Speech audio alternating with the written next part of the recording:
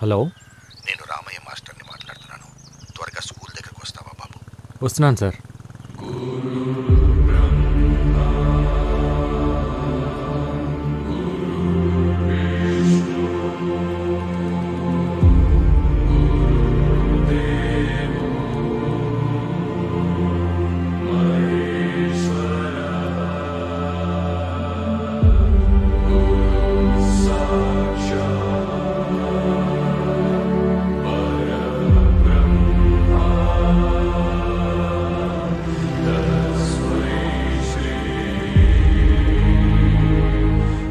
ఈ గోడలు, ఈ గదులు, ఈ గ్రౌండ్, ఇక ఇవన్నీ మనకు జ్ఞాపకాలే. రామకృష్ణ మెమోరియల్ స్కూల్ ఇక మనకు మెమరీ మాత్రమేనయ్యా. అయితే ఇంకేం చేయలేమా సార్? ఇప్పటికే మనం చాలాసార్లు ఆపాం, కానీ స్ట్రెంగ్త్ తగ్గిపోయింది, ఫ్యాకల్టీ తగ్గిపోయారు. ఇక దీన్ని గవర్నమెంట్ మెయింటైన్ చేయలేమంటున్నారు. ఈ సంవత్సరం పరీక్షల తర్వాత మూసేస్తామంటున్నారు. అదేంటి సార్? చదువుని చదువే తినేయడం అంటే ఇదే కార్తీ. కార్పొరేట్ వచ్చింది, కలిపేసుకుపోతుంది. ఇప్పటి వరకు ఒక్క ఆంధ్రప్రదేశ్లోనే 7,000 పైచీలకు స్కూళ్ళు మూతపడ్డాయి. ఇప్పుడు అందులో ఇంకోటి చేరబోతుంది. చేరనివ్వం సార్. అవును సార్, మీరు ఇక్కడే చదివారు, మాస్టర్ ఇక్కడే చదివారు, మేము ఇక్కడే చదివాము. మా పిల్లలు కూడా ఇక్కడే చదవాలి సార్, చదువుతారు. ఇది పిల్లల మాటలే కాదు సార్, ఊళ్ళో పలక పట్టుకోవటానికి రెడీ అవుతున్న ప్రతి పసిపిల్లవాడి మాట కూడా. అందుకే సార్ 3 సంవత్సరాలుగా వీళ్ళకి ట్రైనింగ్ ఇస్తూ ఒక టీమ్గా తయారు చేశాను. త్వరలో నేషనల్ కబడ్డీ ఉంది, అందులో గెలిస్తే దేశం మొత్తం తిరిగి చూస్తుంది. అప్పుడు మన కష్టం గురించి చెప్తే వెళ్ళిపోయిన డిఓ ఏంటి సార్, దేశం మొత్తం మన గురించి ఆలోచిస్తుంది.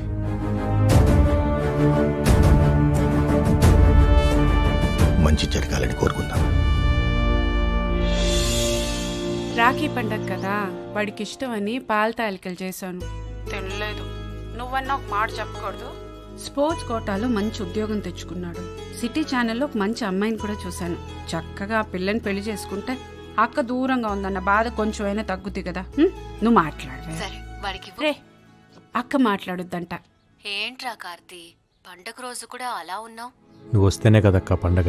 నేను చెప్పాను కదా కార్తీ, బావకి పిఎంఓ మీటింగ్స్ ఎక్కువ ఉండడం వల్ల నేను రాలేకపోతున్నానని. Please understand. నేను పుట్టినప్పటి నుంచి నువ్వు రాఖీ కట్టకుండా ఉండటం ఇదే ఫస్ట్ టైం అక్క. నేను ఇంటర్లో రాజమండ్రి హాస్టల్లో చదువుతున్నప్పుడు రాఖీ పండగ ఫుల్గా వర్షాలు, బస్సులు కూడా సరిగ్గా లేవు. నువ్వు ఎలా వచ్చావో తెలియదు, కానీ పొద్దునే రాఖీ కట్టడానికి వచ్చావు. మళ్ళీ ఇలాంటి పండగ రాకూడదక్క. ఉంటా.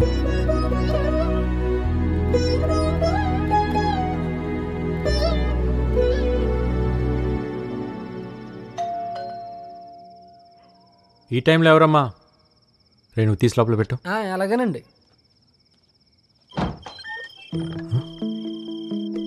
ఈ టైంలో ఏంటమ్మా? అక్క రాలేకపోయింది కదరా, అందుకే చెల్లెళ్ళని పంపించింది. మీరు లోపలికి పదండి. మీరు కోర్టులో మాత్రమే మాకు కోచ్ అండి, బయట మాకు అన్నయ్యే.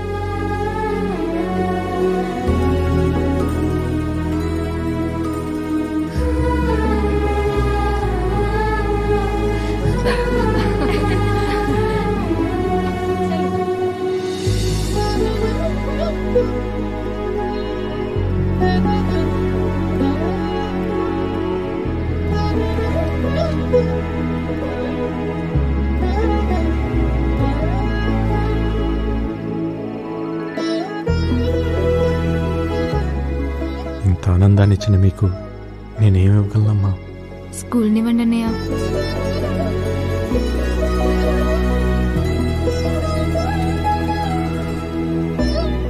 ఇప్పుడే వస్తాను, ఉండండి అమ్మా.